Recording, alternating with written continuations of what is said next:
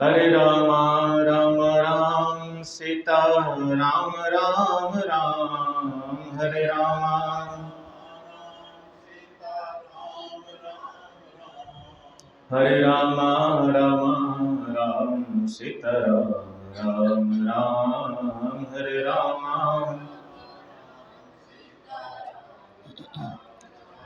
हरे राम राम राम सीता राम राम राम हरे राम राम राम।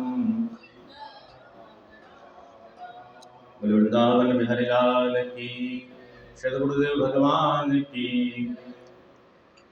दक्षिणेश्वर महादेव की, आदि गुरु शंकराचार्य भगवान की, श्री गौ माता की, सत्य सनातन वैदिक हिंदू धर्म की, भक्त बलवंत हनुमंत लाल की, नमः पार्वती पतये हर हर महादेव शंभो। परम मंगल में अकारण करुणा वर्ण वाली भक्त बादशाह कल्पतरु तड़ित विरंद की पीताम्बर धारी श्री बालकृष्ण लाल की वांगमय प्रतिमूर्ति शब्दमय प्रतिमूर्ति श्रीमद् भागवत महापुराण भगवान श्री वृंदावन बिहारी की रघुनाथ जी की विशेष कृपा और जब करुणा होती है तब भगवान के चार चरित्रों को सुनने का अवसर मिलता है। क्योंकि जब द्रवहि दीन दयाल राघव साधु संगति पाए, जब रघुनाथ जी द्रवित होते हैं तभी संतों का संग मिलता है और सत्संग सुनने का अवसर मिलता है। आइए हम अपने प्रसंग पर चलते हैं। कल हम लोगों ने सायंकाल के सत्र में श्री ध्रुव जी के चरित्र को सुना था बड़े प्रेम से। इन्हें ध्रुव जी महाराज के वंश में महाराज हुए अंग, जो बहुत ही धर्मात्मा थे, बहुत प्रतापी राजा हुए, लेकिन इनका बेटा इतना निकृष्ट निकला, बेन, महादुष्ट महापापी, जिसके अत्याचारों से, जिसके दुष्टता से महाराज अंग ही अपना मोह छिपा करके अपने ही राज्य के एक कोने में जाकर के छुप गए। सारी प्रजा ने पूरे देश विदेश में खोजा, पर महाराज अंग का कहीं पता नहीं लगा। जैसे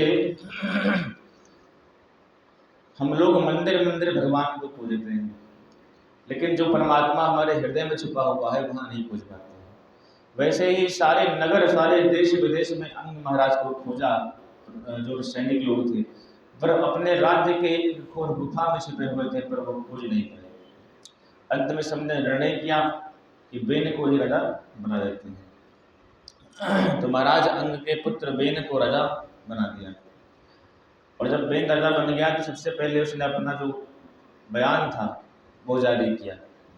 जो संभाषण था उसने पहले ही भाषण में कहा कि न यष्टव्यम न दातव्यम न होतव्यम तुजा कचित् इति न्यावधर्मं धोरीभीषेण सर्वशः। बोले न दातव्यम न होतव्यम, न कोई दान करेगा, न कोई यज्ञ करेगा, न कोई कथा करेगा, न कोई पूजा करेगा, तो क्या करेगा महाराज?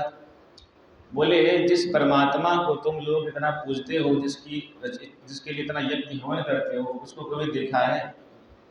जिसको कभी देखा नहीं उसी के लिए पागल बन के घूमते रहते हो, तो क्या करें, किसकी पूजा करें? बोले जितने संसार में देवी देवता हैं वो सब चलते फिरते राजा के अंदर रहते हैं, इसलिए मेरे नाम का जप करो, मेरे नाम का हवन करो, बेनाय नमः जप करो, बेनाय स्वाहा हवन करो। महात्माओं ने कहा भाई देखो ऐसा है कि भगवान नारायण ने जो विधान बनाया है उसमें आप खंडित मत कीजिए। ये विधान प्रभु ने बनाया है तो कुछ सोच के बनाया है, इसलिए आप उस विधान का खंडन न कीजिए। जब नहीं माना तो महात्माओं ने हुंकार भरी महाराज, और बेन के प्राण धड़ाम से गिरा, निकल गया। महात्मा लोग बड़े परेशान भए कि हम तो इसको राजा को सुधारने आए थे और हमने इसको सुधार दिया इकट्ठे, तो क्या करें? तब उन महात्माओं ने मंत्रों के द्वारा बेन के शरीर का मंथन किया है, और जब मंथन किया तो एक काला काला पुरुष उत्पन्न भया। बोले महाराज क्या करें? बोले निशी बैठ जा। वहीं से निषाद जाति जो है, केवट जाति, वहीं से उत्पन्न हुई है। दोबारा मंथन किया तब भगवान श्रीमन नारायण प्रकट हुए हैं और उनके हाथों में शंख चक्र गदा का जो चिन्ह देखा, तब सभी लोगों ने कहा कि साक्षात भगवान प्रकट हुए हैं। और फिर उन्हीं को राज्य दे करके सभी लोग निश्चिंत हो गए हैं, जिनका नाम था महाराज पृथु। बोले पृथु भगवान की। पृथु भगवान चक्रवर्ती सम्राट हुए और जैसे ही पदवी पर बैठे तो सब लोगों ने पृथु महाराज की जय हो, पृथु महाराज की जय हो, सब जयकार के नारे लगाने लगे। पृथु महाराज ने कहा सुनो सुनो भैया, अभी हम केवल जीते ही हैं, कोई काम नहीं किया है। और प्रजा को अपने राजा का बिना कुछ काम किए, बिना कुछ काम देखे जय जयकार नहीं करनी चाहिए। चुनाव जीत के आए, आपने जिंदाबाद के नारे लगा दिए, सोच रहे हैं जब बिना कुछ किए ही जिंदाबाद के नारे लग रहे हैं तो करने का सत्ता क्या है। आराम से बैठ गए। बोले इसलिए प्रजा के लिए जब तक राजा कुछ कर्म न कर दे तब तक राजा को ना तो जय जयकार करनी चाहिए ना कुछ करना चाहिए। इसलिए प्रत्येक राजा को यह कर्तव्य है कि अपनी प्रजा अपना जय जयकार, अपना जो अभिवादन है तभी सुने जब वह उस अभिवादन को सुनने लायक उसने कुछ कर्म किया हो। बोले महाराज क्या करें?